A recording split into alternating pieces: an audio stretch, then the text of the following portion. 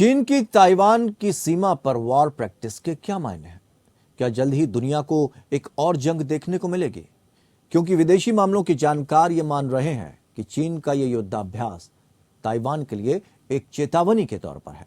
अगर ताइवान चीन के मुताबिक नहीं चलता है तो फिर उसका हाल भी ठीक वैसा ही होगा जैसा यूक्रेन का हुआ।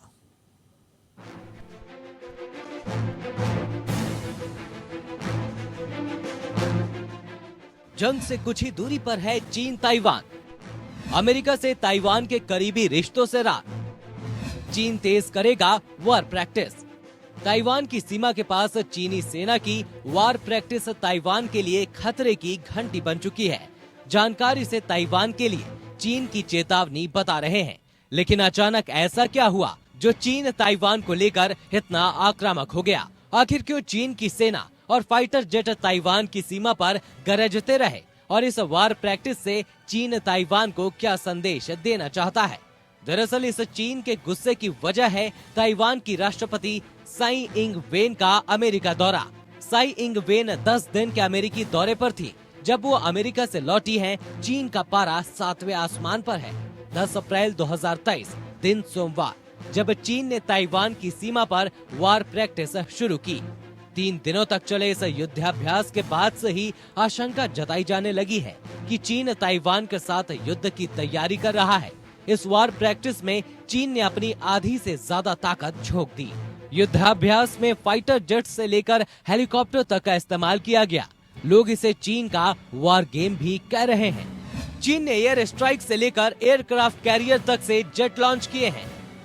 इस एक्सरसाइज में हेलीकॉप्टर J-15 फ्लाइंग शार्क से लेकर कई चीनी एडवांस एयरक्राफ्ट कैरियर तक तैनात किए गए, जिनसे चीन की नौसेना की आक्रामकता के बारे में पता लगा। 80 फाइटर जेट से लेकर 40 हेलीकॉप्टर्स ने उड़ान भरी और हवाई हमलों को अंजाम दिया। चीनी जेट्स ने 3 दिनों में 200 से ज्यादा बार उड़ान भरी है। ताइवान के रक्षा मंत्रालय के मुताबिक चीन ने कई बार सीमा का उल्लंघन किया। अकेले सोमवार को ही 91 बार चीनी जेट्स ने उनकी सीमा की तरफ उड़ान भरी थी। चीन ने अगस्त 2022 में ताइवान की ओर बैलिस्टिक मिसाइल्स तक दागी थी। वहीं राष्ट्रपति जिनपिंग ने भी सेना से देश के अधिकारों की दृढ़ता से रक्षा करने के लिए कहा है। इस मिलिट्री ड्रिल के बाद विशेषज्ञों का मानना है कि चीन ताइवान पर हमले की तैयारी कर रहा है। EU में 2 ओपिनियन है ताइवान के लिए, क्योंकि फ्रांस ने ज़रूर बोला है कि वो ताइवान को देने को तैयार है, और उन्होंने अपील करा हुआ है EU के देशों को कि अपने आप को अमेरिका का फॉलोइंग ना करे। और इन्होंने कहा हुआ है कि अमेरिका लड़ने को जाएगा तो EU देश उनके लिए फाइट ना करे। चीन के युद्धाभ्यास को देखकर ये भी कहा जा रहा है कि वो युद्ध करे, इसकी आशंका कम है। लेकिन ये तय है कि चीनी सेना ने युद्ध को लेकर अपनी तैयारियां पूरी कर ली है। दूसरी ओर ताइवान के विदेश मंत्री जोसेफ वू ने कहा कि ऐसा लगता है कि चीन युद्ध के लिए तैयार हो गया है।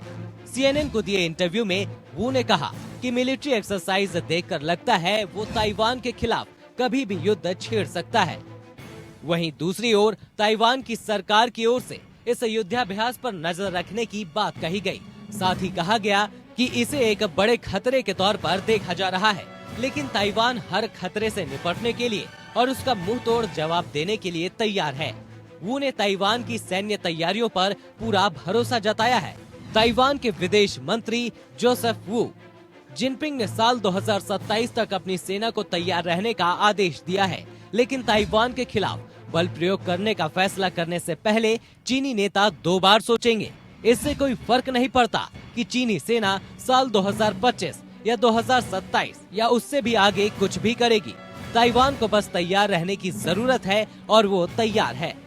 चीन के इस अभ्यास के बाद अमेरिका और फिलीपींस ने भी अपने अब तक का सबसे बड़ा युद्धाभ्यास को अंजाम दिया। हालांकि अमेरिका और फिलीपींस का सैन्य अभ्यास पूर्व नियोजित था। फिलीपींस और अमेरिका के नेताओं का कहना है कि ये सैन्य अभ्यास शांति के प्रति उनकी प्रतिबद्धता को दर्शाता है और ये सुनिश्चित करता है कि एशिया प्रशांत क्षेत्र स्वतंत्र रहे।